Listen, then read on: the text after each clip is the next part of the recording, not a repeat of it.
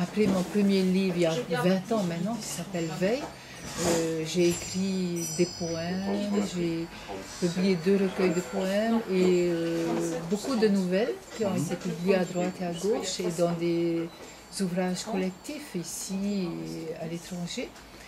Et le livre de contes, Contes tahitiens, publié donc il y a 1 an.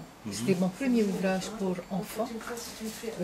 Et maintenant, je suis disponible et j'ai décidé d'écrire, de ne faire que ça. Donc c'est mon premier ouvrage plus soutenu. C'est pas mon histoire, c'est pas moi, mais il y a beaucoup de moi. Hein, on parle bien surtout de ce qu'on a vécu.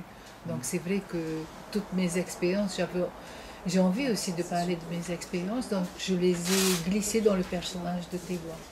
Quand vous lirez le livre, elle est née un jour de pluie. Son père avait prévu un garçon, donc il n'avait pas de prénom pour elle. Sa mère l'a appelé donc comme le temps, ce jour-là.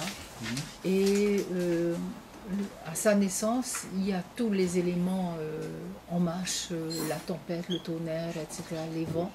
Et sa grand-mère, qui vient des familles Ari, dit tous les tapos des Ari sont là.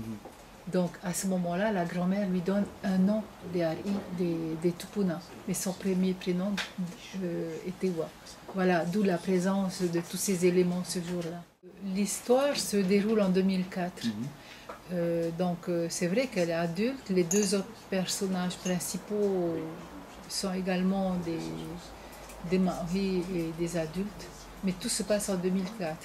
Mais si tu veux, à travers ce roman, tout en l'ayant situé dans l'histoire, donc en 2004, ça m'a permis, à travers chacun des personnages, de remonter le fil de l'histoire, à travers leur propre histoire. Il y a des références actuelles, et parce que pour que le roman soit contemporain, il fallait absolument que je le situe dans l'histoire, dans la ville de Papeete, et avec tout ce que nous avons pu vivre depuis 2004, mais aussi les 25 années précédentes 2004, qui ont été des années quand même difficiles, particulières pour la Polynésie.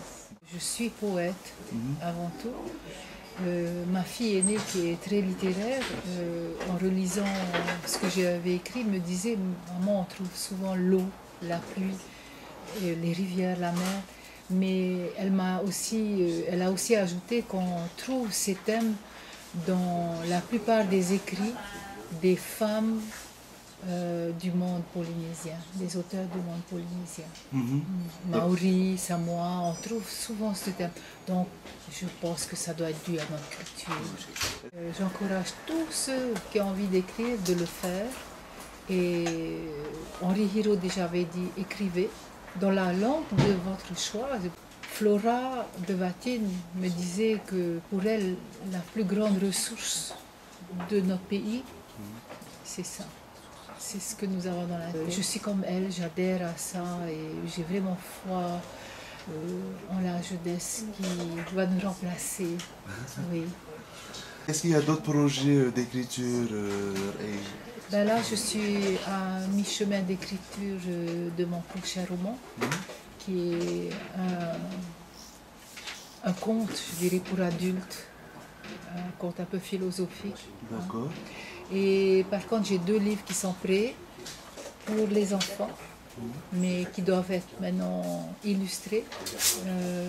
J'espère qu'ils sortiront tous les 2 cette année qui vient. En tout cas, une chose est sûre, c'est que mon conte de Noël sortira à Noël. Merci beaucoup. Merci, Moana.